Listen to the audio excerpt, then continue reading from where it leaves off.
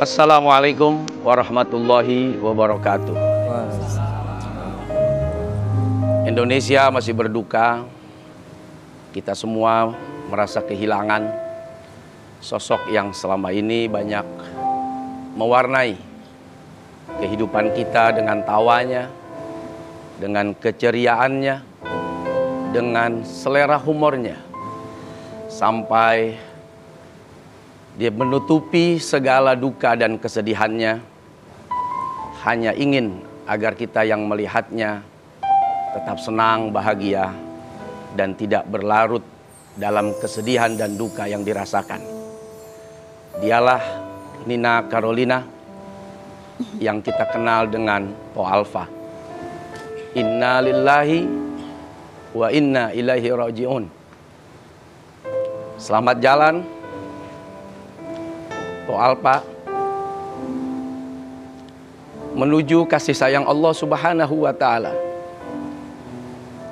Semoga Mpok senantiasa dirahmati oleh Allah, dicintai oleh Allah, disayangi oleh Allah. Semoga Mpok diampuni segala dosa-dosanya, dimaafkan segala kesalahannya, dilapangkan kuburnya, dijadikan raudhah min riyadil jannah. Mari sama-sama kita membacakan suratul Fatihah. Semoga Allah Subhanahu wa Ta'ala memberikan kebaikan, ampunan, kasih sayang untuk Po Alfa di alam barzah. Biniyatil qubul wal husul walitamami kulli sul wa ila hadratir rasul. Al-Fatihah. A'udzu billahi minasyaitonir rajim. Bismillahirrahmanirrahim. Alhamdulillahi rabbil alamin arrahmanir rahim maliki yaumiddin. Iyyaka na'budu wa iyyaka nasta'in. Ihdinas siratal mustaqim. Shiratal ladzina an'amta 'alaihim ghairil maghdubi 'alaihim waladdallin. Amin. Ya Allah, ya Tuhan kami yang maha baik, pandang kami dengan penuh cinta dan kasih sayang-Mu ya Allah. Ya Allah, sedih hati kami. Berikan kesabaran kepada kami yang ditinggalkan oleh sahabat kami, oleh keluarga kami, Po Alfa Nina Carolina. Ampuni segala dosa-dosanya ya Allah. Sayangi dia ya Allah. Berikan rahmat cinta-Mu ya Allah. Lapangkan kuburnya ya Allah. Jadikan kuburnya taman daripada taman surga-Mu ya Allah. Kumpulkan kelak ia bersama dengan orang-orang soleh, orang-orang mulia. Kumpulkan kelak ia bersama dengan baginda Nabi Sallallahu Alaihi Wasallam. Hanya doa yang bisa kami panjatkan.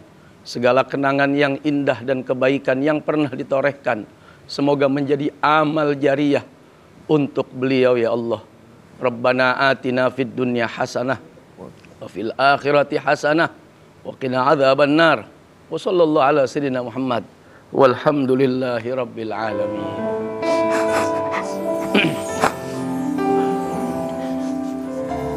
Baik, pemirsa FYP di mana saja, kita sudah terhubung dengan reporter yang sudah menanti dan menunggu kita di rumah almarhumah Po Alfa. Silakan. Assalamualaikum. Waalaikumsalam Ustadz. Iya Kak. Selamat pagi rakyat FVP. Sekarang saya lagi ada di rumah Po Alfa dan Bang Aji.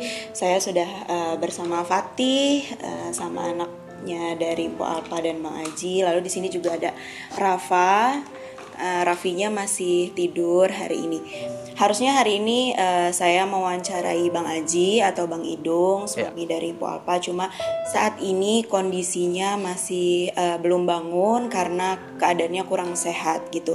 Karena seperti yang kemarin saya sudah pernah ngobrol juga sama Bang Aji masih tidurnya masih belum cukup gitu. Jadi masih belum bisa tertidur dengan nyaman karena masih kepikiran juga mungkin. Karena sekarang juga tidurnya masih belum bisa di kamar gitu. Jadi masih di ruang tengah di atas karena Bang Aji bilang belum kuat untuk tidur di kamar beliau dengan Po Alpa gitu. Kita mungkin bisa ngobrol-ngobrol sama susternya Rafa ya. Di sini ada Mbak siapa? Mbak Eda. Mbak Eda. Oke, Mbak Eda.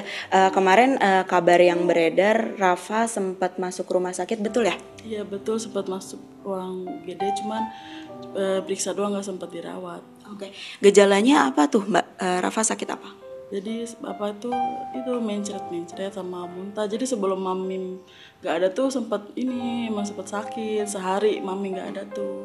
Sempat ke klinik, cuman ini belum terlalu pulih. Jadi makanya kemarin hari Sabtu itu dibawa ke rumah sakit, ke UGD. Sempat diinfus juga atau gimana? Nggak sempat diinfus sih. Berarti dikasih obat jalan aja. Kasih obat jalan. Alhamdulillah sih sekarang udah mendingan. Kalau Raffi kondisinya sehat atau sempat ada sakit juga? Raffi alhamdulillah kemarin juga sama. Tadi nular dari adiknya, mungkin kan kalau itu kan nular kalau. Jadi sekarang tapi alhamdulillah sih udah mendingan. Sama Raffi juga udah sempat berobat. Oke. Petong sudah lebih baik ya. Jauh lebih baik sekarang Petong. Tapi Petong masih belum bisa sekolah hari ini ya. Insya Allah besok atau lusa udah bisa sekolah? Oke. Petong, doa apa buat Mami?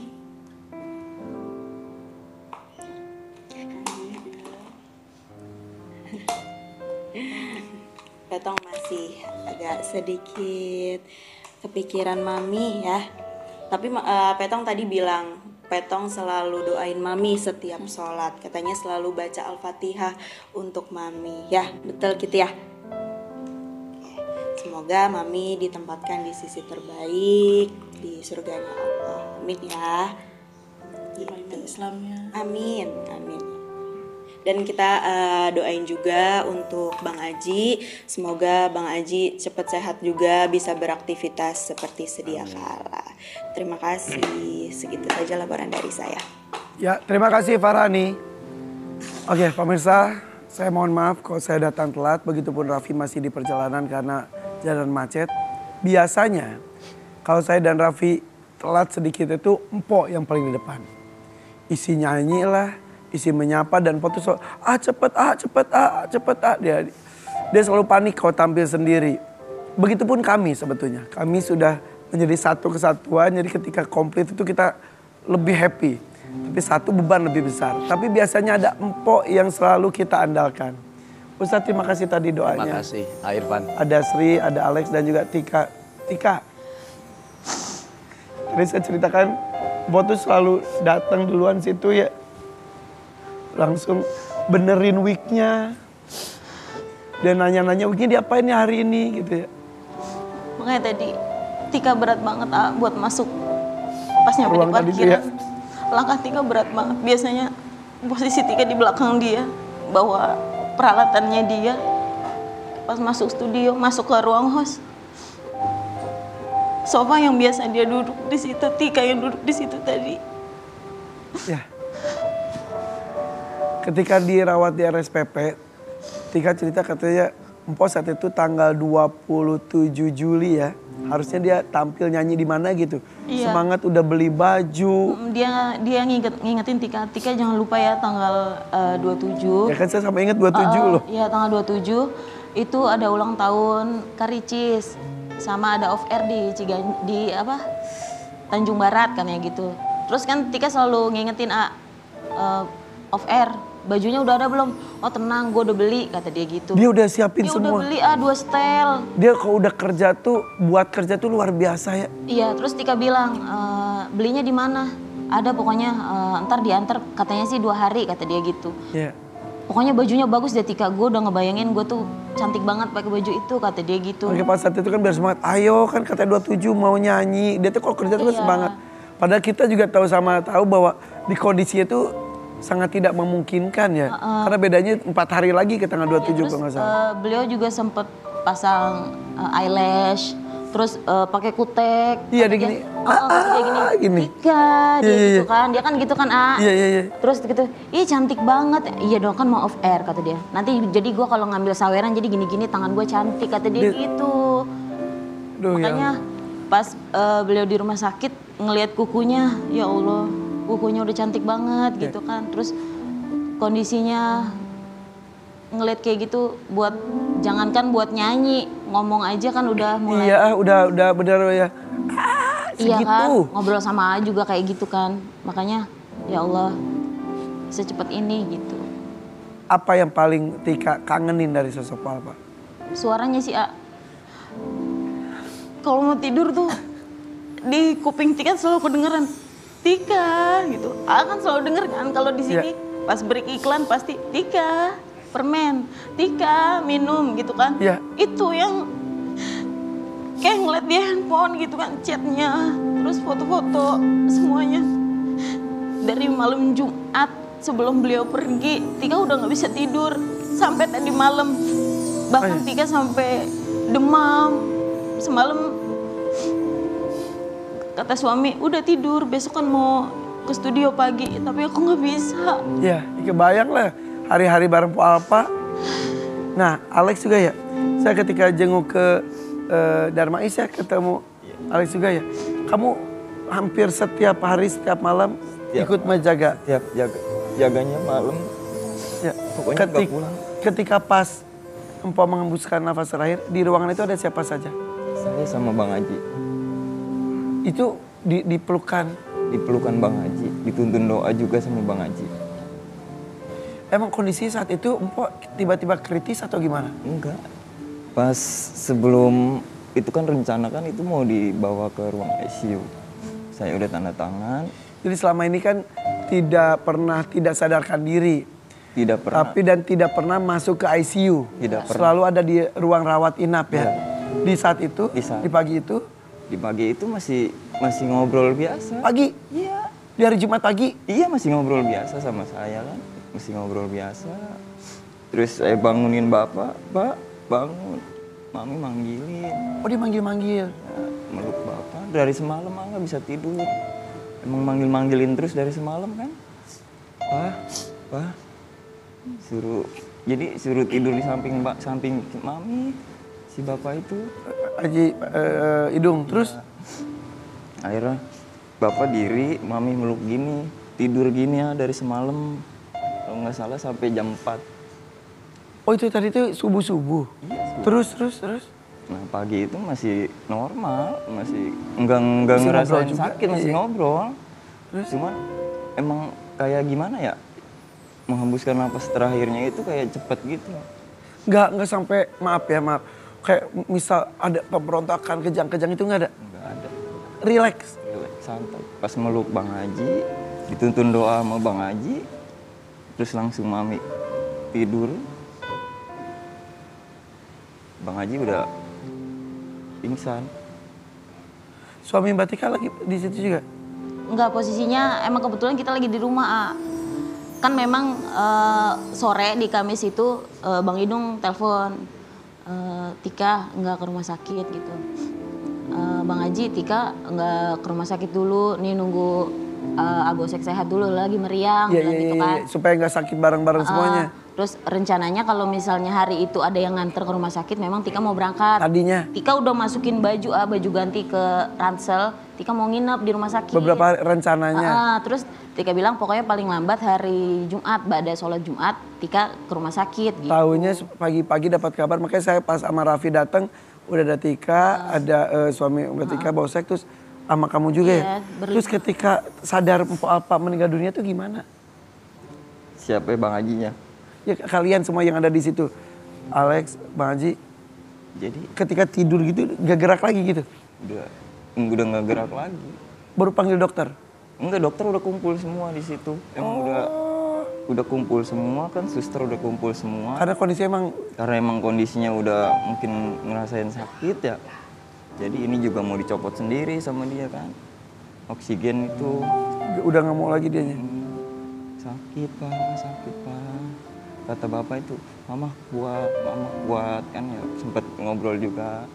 Cuman udah ngerasain, mungkin gak kuat lagi ngerasain sakitnya ya. Jadi pas dituntun doa itu sama Bang Haji itu, sama bapak itu, langsung tidur. Jam berapa jadinya? 8.30 kurang betul? Lebih 8. Terus semua panik kan. Saat itu langsung telepon Bu Riri, produser kita, telepon Raffi, telepon saya. Langsung ini ada apa kan masih lagi live gini. Pas lagi iklan baru kita angkat, udah. Aduh, Ustaz ini emang ya maut itu bisa datang kapanpun kepada siapapun di usia berapapun juga ya. Ya. Di kondisi apapun juga. Kullu nafsin dha'iqatul maut. Setiap yang bernyawa pasti merasakan kematian. Karenanya kafabil mauti wa'idhah. Kematian siapapun itu harus jadi nasihat buat kita. Karena misteri, gak ada yang tahu. Maka kapanpun, dimanapun, hari apapun, waktunya itu bisa datang dan menimpa siapapun, termasuk kita. Apalagi tidur atau di perjalanan atau mungkin sedang bekerja, beraktivitas di rumah sakit, yang tidak sakit. Kadang-kadang yang ngejagain justru yang meninggal, bisa jadi kan? Justru ketika empok merasakan sakit yang sudah lama diderita, justru bisa menjadi pengingat dan kesempatan empok berbenah. Yang repot itu ketika kita wafat nggak ada yang ngingetin, nggak ada alarm terlebih dahulu. Tahu-tahu lalai, terus kita meninggal. Ya. Nah sementara perjalanan empok ini panjang. Sebetulnya bonus dari Allah ya untuk makanya ketika pas aku terakhir ke Darmais aku bilang kan sholatnya po, iya kata dia. Terus kan murotal terus itu juga banyak istighfar, iya terus kamu ada di situ kan ya. Ya Allah. Bahkan Nabi memberikan kabar gembira, orang yang sakit demam, panas, itu kalau dia sabar, itu dosa-dosanya diampuni oleh Allah. Jika sabar. Iya, apalagi orang yang menderita cancer tadi. Aduh, itu segala macam rasa dirasakan. Dan kita melihat empok tuh kayak orang gak ngerasain apa-apa. Gak ada orang yang tahu. Dan gak ada yang tahu. Dan dia ingin apa yang dia rasakan, orang gak boleh tahu. Sehingga cukup saya saja yang merasakan. Mungkin orang-orang terdekat, misal seperti saya satu panggung, dia sakit tapi yang lain gak boleh tahu. Tika gimana? Empok, pasti ada mengeluh sakit ketika di mobil ya? Itu terakhir Tika pulang syuting ulang tahun FYP. Yang ketiga itu yang dia ngomong kata perih banget. Tika ngeliat tuh nggak tega, karena memang pas mau berangkat pun beliau udah bilang, Tika pinggang gue sakit banget kata dia gitu. Semalam gue nggak bisa tidur, gue jam 2 baru tidur tapi jam 4 udah bangun, sampai sekarang nih gue belum tidur lagi. Bilangnya gitu. Emang kenapa? Nggak tahu. Terus kita berangkat atau enggak? Tika kan ngeyakinin dulu kan, takutnya beliau nggak kuat. Berangkatlah, orang gue mau ulang tahun FYP kata dia gitu. Ini kan rumah gue kata dia gitu. Ini udah ketiga tahunnya lo gue di FYP kata dia gitu kan. Ya udah berangkat, Tika nyiapin make upnya, air minum. Berangkat kita, nyampe bawa masuk ke mobil, dia nanyain bantal, bantal warna putih. Tika bantal mana ya gitu. Kata driver, ada di belakang gitu. Diambil sama dia di belakang, langsung buat. Karena punggungnya ngelus, sakit sampai aku gini, Pok hati-hati takutnya ginjal. Aku bilang gitu, ya ini sakit banget terus punggungnya. Terus dikatanya minum kan, minumnya emang gimana? Banyak gue minum. Kita mikir ginjal kan? Tumbler gue yang bogel kata dia gitu, tumbler gue yang bogel itu habis kata. Yang kecil itu, ya yang. Itu udah habis gue minum kata dia gitu. Ya bagus sih tapi minum, terus kenapa ya? Ya udah ntar abis ini cek aja ke dokter. Tika bilang gitu kan. Ya udah yang penting kita ke studio dulu kata dia gitu. Dan di sini juga pas kerja tuh di kondisi sakit banget. Ya. Dia tetap lincah dan. Itu dia. Nah pas pulang dari sini dia. Itu yang lebih kan lagi. Perih banget katanya. Itu jok mobil itu direbahin sama beliau. Sampai rebah serebah-rebahnya itu jok. Langsung dialasin pakai bantal. Dia pegangan sambil astagfirullahaladzim. Astagfirullahaladzim. La ilaha illallah.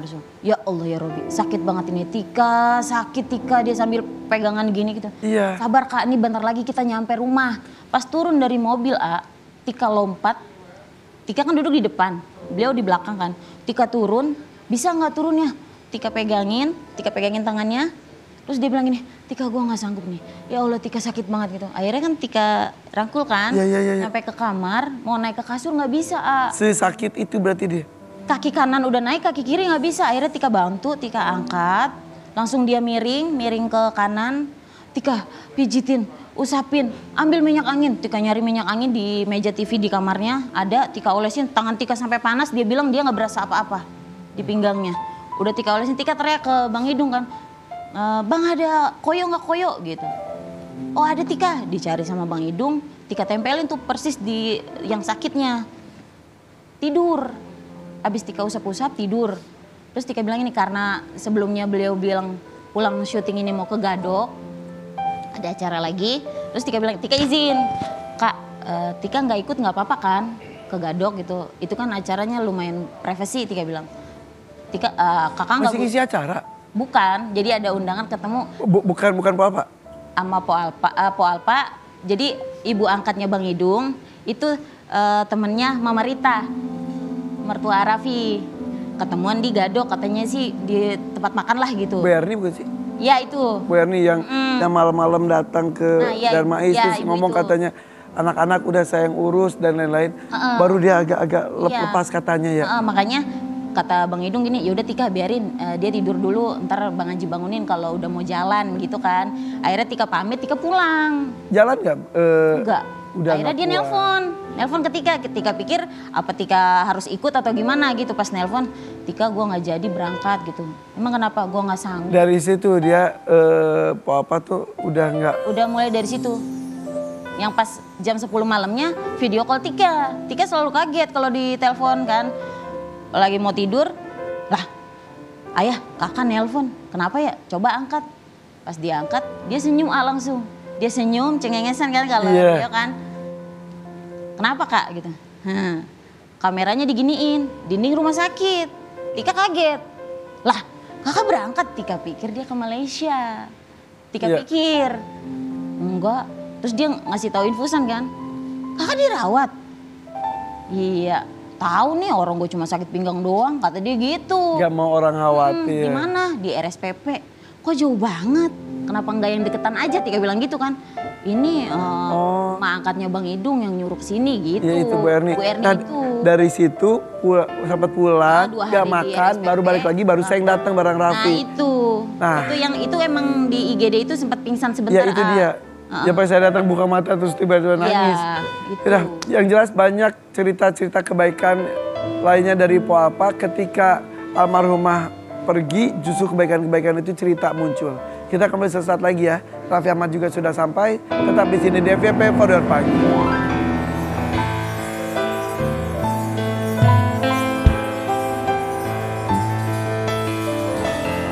Ya Allah minum. Keren. Apa kamu nangis?